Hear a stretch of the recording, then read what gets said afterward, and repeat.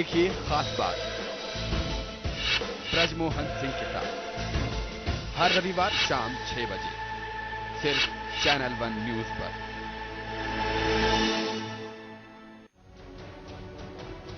लोकतंत्र में सबकी आस्था अटूट है। देश में सबको एक जैसे जीने की छूट है। हर आदमी के मन में सवाल क्यों है? एक ईमानदार को ईमानदारी का मलाल क्यों है? जो कहता है सच उसका बुरा हाल क्यों है? आइए मिलकर इस हालात को बदलें। आपके पास है लोकतंत्र का सबसे बड़ा हथियार, वोट देने का अधिकार। अपने अधिकार का उपयोग करें, वोट दें। चैनल 1 जनहित में जारी।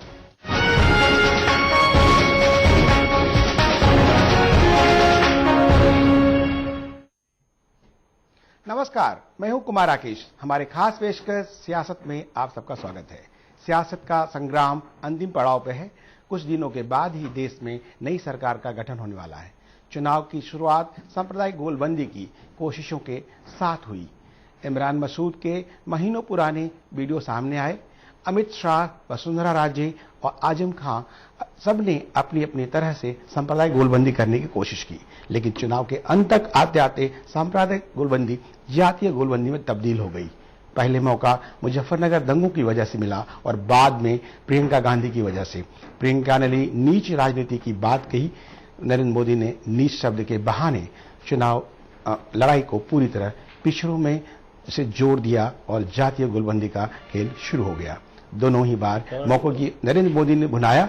आमतौर पर सांप्रदायिक उभार को जातीय उभार के सहारे दबाने की कोशिश होती रही है, लेकिन हम इस बार नरेंद्र मोदी दोनों ही अवसरों के लाभ उठाने की कोशिश कर रहे हैं। ऐसा कर पाने की अगर वो कामयाब हो गए तो वही बात होगी, लेकिन सवाल ये है जातीय राजनीति की खिलाफत करने वाले संघ परिवार को नरेंद्र मोदी की यह जातीय राजनीति कैसे पसंद आ गई। सवाल यह है कि हिंदू हृदय सम्राट कहलाने वाले नरेंद्र मोदी को पिछड़ी जाति का अगुआ कहलाना क्या आगे भी अच्छा लगेगा? फिलहाल मोदी का जाति का युद्ध जारी है।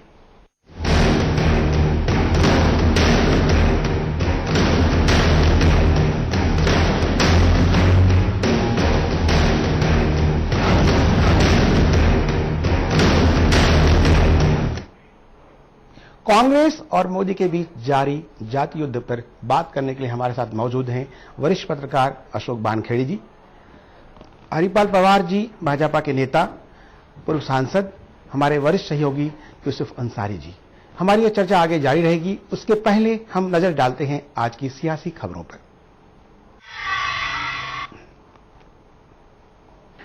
बीजेपी अध्यक्ष राजनाथ सिंह ने वाराणसी में कहा है कि पार्टी के पीएम कैंडिडेट नरेंद्र मोदी बड़ोदरा और वाराणसी में चुनाव जीतने के बाद वाराणसी सीट अपने पास रखेंगे। प्रेस कॉन्फ्रेंस में राजनाथ ने कहा कि बीजेपी को 272 सीटें दीजिए। उन्होंने कहा है कि पीएम बनने के बाद मोदी देश को ऊंचाइयों पर ले जाएंगे। मेरी जन्मभूमि उनकी कर्म भूमि बनेगी।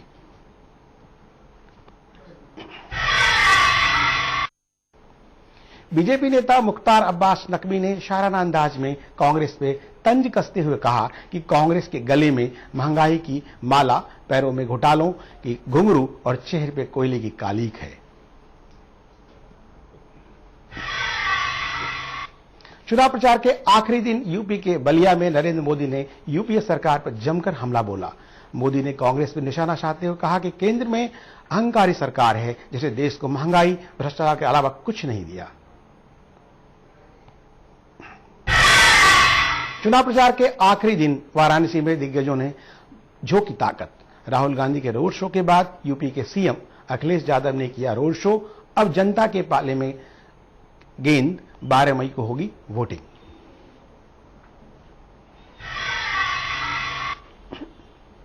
राहुल गांधी को इलेक्शन कमीशन से बड़ी राहत। इलेक्शन कमीशन ने कहा राहुल के खिलाफ नहीं होगी कार्रवाई। बीजेपी में अमेठी में ईवीएम मशीन तक आने की वजह से की गई थी राहुल की शिकायत।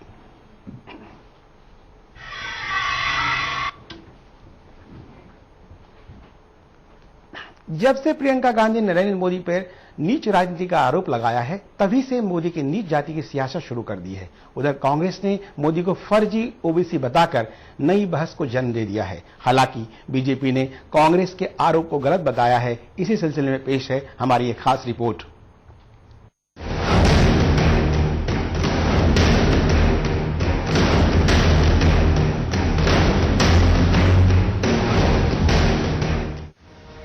इस बार चुनावी मुद्दे के तौर पर जब विकास की बातें होने लगी तो देश में सकारात्मक राजनीति की एक छोटी सी उम्मीद जाग उठी। लेकिन चुनावी गतिविधियों के शबाब पर पहुंचते ही जाति की राजनीति ने विकास के मुद्दे को पीछे छोड़ दिया। बीजेपी के पीएम पद के उम्मीदवार नरेंद्र मोदी ने चुनाव प्रचार के शुरुआती दौर में कई अहम मुद्दे उठाए, लेकिन देश में जड़ जमाए जाति व्यवस्था के मुद्दे से खुद को अलग रखा।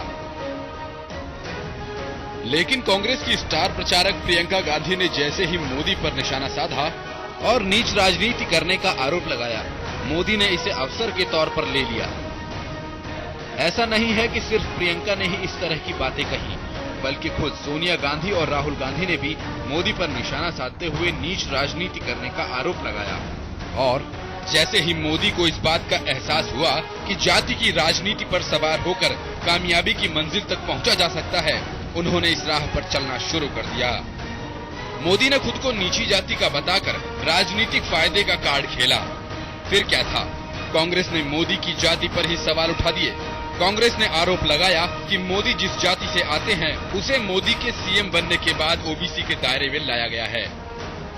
गुजरात कांग्रेस के नेता शक्ति सिंह गोहिल के मुताबिक मोदी ने गुजरात सरकार की व्यवस्था को अपने फायदे के लिए बदला है। मोड़ घाची समाज को ओबीसी सूची में डालने की कभी कोई मांग नहीं थी, पर खुद को पिछड़ी जाति का बताकर वोट बैंक की सियासत कर सकें, इसलिए उन्होंने खुद को पिछड़ा बना दिया। हालांकि वर्तमान गुजरात सरकार ने दावा किया है कि घाची समाज को 1994 से गुजरात में ओबीसी का दर्जा मिला हुआ है और नरेंद्र मोदी इसी जाति में आते हैं। तो वहीं कांग्रेस महासचिव अजय माकन ने गुजरात की मोदी सरकार की इस दलील को खारिज कर दिया। बकौल अजय माकन, सामाजिक कल्याण विभाग ने 25 जुलाई 1994 को एक अधिसूचना जारी की थी, जिसमें 36 जातियों को ओबीसी के रूप में शामिल किया गया था और नंबर 25B पर मोड़ घाची जाति का उल्लेख है। गुजरात सरकार का एक आयोग की रिपोर्ट की बात कर रही है, जो कि राज्य में 1994 में पेश की गई थी। 1999 में गुजरात सरकार इस रिपोर्ट के सिलसिले में केंद्र सरकार के पास गई थी, जब राज्य में बीजेपी सत्ता में आई थी और केंद्र में राजग की सरकार थी। लेकिन ऐसे में यह भी जानना जरूरी हो जाता है कि आखिर मोड़ घाची कौन सी जाति है। दरअसल मोड़ घाची जाति को दूसरे राज्यों में साहू या टेली के नाम से जाना जाता है। दिलचस्प बात यह है कि मोड़ घाची जाति में आने वाले हिंदू और मुस्लिम दोनों धर्मों से ताल्लुक रखते हैं। तो क्या मोदी ने जाति का जो कार्ड खेला है वो कामयाब होता नजर आ रहा है? इस सवाल का जवाब अंतिम परिणाम आने तक सवाल ही रहेगा, यानी 16 मई के बाद ही मिल पाएगा।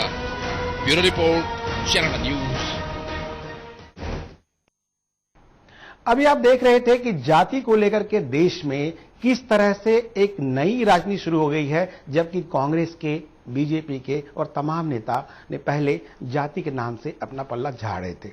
आज हम इस मुद्दे पे डिस्कशन करेंगे, चर्चा करेंगे। हमारे साथ अशोक जी हैं, हमारे ओबी पे जुड़ गए हैं सैयद सुलेमान साहब, राष्ट्रीय प्रवक्ता हैं कांग्रेस के, और हमारे अतिथि राकेश पांडे जी, इन्होंने राहुल गांधी पे पुस्तक लिखी है और साथ साथ ये अमेठी से बिलोंग करते हैं। इसके अलावा वरिष्ठ पत्रकार हैं और प्रवासी संसार के संपादक भी हैं।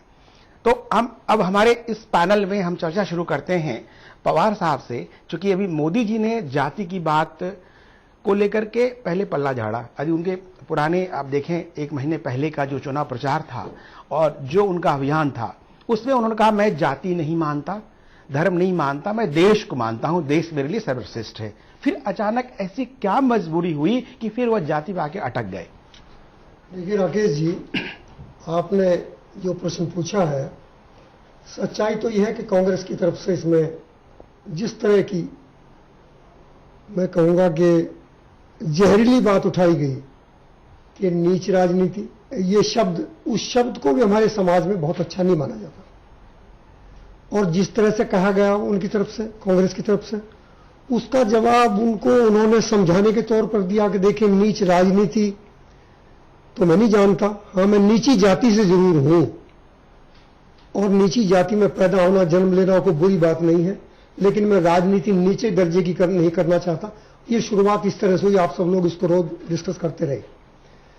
मैं एक और भी बात कहना चाहूंगा, जो सच्चाई है इस देश की, समाज की, जातियां हैं, जातियों में हैं, जातियां सरकारी रिकॉर्ड में हैं, तो उन चीजों को कहां ये छुपाया जा सकता है? हम कहते हैं हम जातियों में नहीं। लेकिन राहुल गांधी जो कांग्रेस के उपाध्यक्ष हैं, उन्होंने कहा कि नीच वो है जो कर्म से नीच है, नीच वो है जो कि अपनी बातों पे अटल नहीं रहता, उनका ये कहना था। उस क्रम में जो आप बोल रहे हैं, तो ये जाति की बात आई। शक्ति सिंह गोहिल ने कहा अभी कल प्रेस कॉन्फ्रेंस करके कि ये जो है सीएम बनने के बाद इन्होंने कुछ हेराफेरी की, वहां रिकॉर्ड में गड़बड़ियां पैदा की, इसलिए उन्होंने अपने को दर्ज करा लिया ओबीसी में।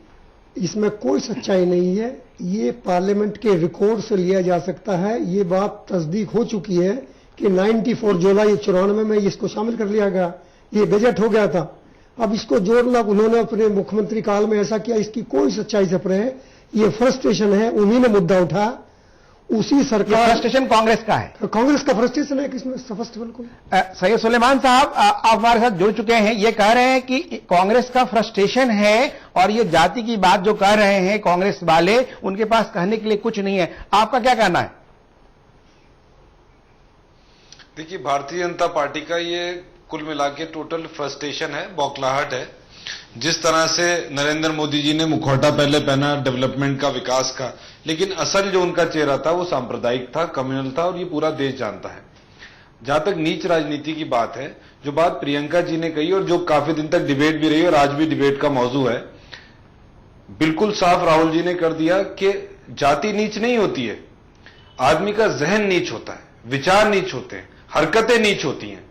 नरेंद्र मोदी जी कहते हैं कि मैं जाति को तो नहीं जानता, हां मैं नीच राजनीति नहीं करता हूं। वो शख्स जो इतने बड़े नरसंहार का जिम्मेदार है गुजरात में, वो इससे ज्यादा नीच राजनीति क्या होगी जो लोगों की लाशों पे और कत्ल करके जिसने राजनीति करी। नहीं सुलेमान साहब, और दूसरी बात, जहां तक इनके जी नहीं आप दूसरी बात ये बात खत्म कीजिए कि 2002 में ये गलत मिसगाइड कर रहे हैं। सन 2002 जनवरी में जब ये मुख्यमंत्री थे, तब जो मौत गाची जात है इनकी, वो जो कास्ट थी वो इंक्लूड हुई गुजरात गवर्नमेंट की स्टेट लिस्ट में, और बीजेपी की सरकार में सन 2000 में ये सेंट्रल लिस्ट में इंक्लूड हुई थी।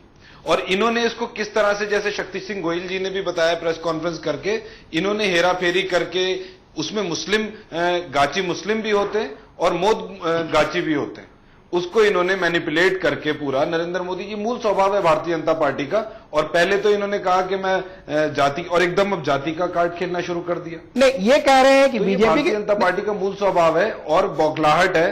ये बौखलाहट है क्योंकि कहीं पर भी जो पहले इन्होंने मोदी हवा, मोदी वेव करी, ना तो कहीं वेव है ना हवा है, ना ये कहीं पर इनकी सीटें आ रही हैं। बस सिर्फ एक मिथ और एक झूठ इन्होंने फैला रखा है, चाहे गुजरात मॉडल को लेकर हो, चाहे जाति को लेकर हो, चाहे अपनी सीटों को लेकर हो, चाहे हवा को लेकर हो। नहीं सुलेमान साहब, आपने कहा कि इनकी कोई हवा नहीं है और ये इन्होंने एक फॉल्स ये क्रिएट कर रखा है। लेकिन आप जो चर्चा कर रहे थे नरसंहार की, नरेंद्र मोदी ने यूपी की जनसभाओं में 2 आंकड़े रखे कि सोनिया गांधी कांग्रेस के राज में 700 दंगे हुए और मुलायम सिंह के राज में 200 दंगे हुए। इस पर कांग्रेस की कोई प्रतिक्रिया नहीं आई, तो उसको आप कैसे देखते हैं, वहां के 2002 के नरसंहार को, और ये जो 700 के आंकड़े हैं और मुलायम सिंह को लेके, आप उसको किस तरह देखते हैं? देखिए, 700 के आंकड़े अगर आप हमें कहते हैं, या आप कहते हैं कि सोनिया गांधी जी अगर कांग्रेस की प्रेसिडेंट रही और इस तरह की कोई चीज हुई, किसी भी अदालत ने, और ना ही कहीं पर सोनिया जी का कहीं इन्वॉल्वमेंट आया। नरेंद्र मोदी जी का डायरेक्ट इन्वॉल्वमेंट था, अमित शाह जी का डायरेक्ट इन्वॉल्वमेंट था। वो एक अलग बात है कि नरेंद्र मोदी जी को ट्रायल कोर्ट ने एसआईटी की रिपोर्ट को एक्सेप्ट करके अभी क्लीन चिट दे दी है, लेकिन हाई कोर्ट और सुप्रीम कोर्ट में उनकी स्क्रूटनी अभी बाकी है। अमित शाह जी को अभी समन किया गया फेक एनकाउंटर केस में प्रजापति जी के। तो ये तो वो लोग हैं जिन्होंने राजनीति ही इसी तरह करी है। कत्लेआम की राजनीति करी है, जहर की राजनीति करी है, नहीं, कम्युनलिज्म की राजनीति करी है। ये देश के लिए कैसे अच्छे हो सकते हैं? और देश की जनता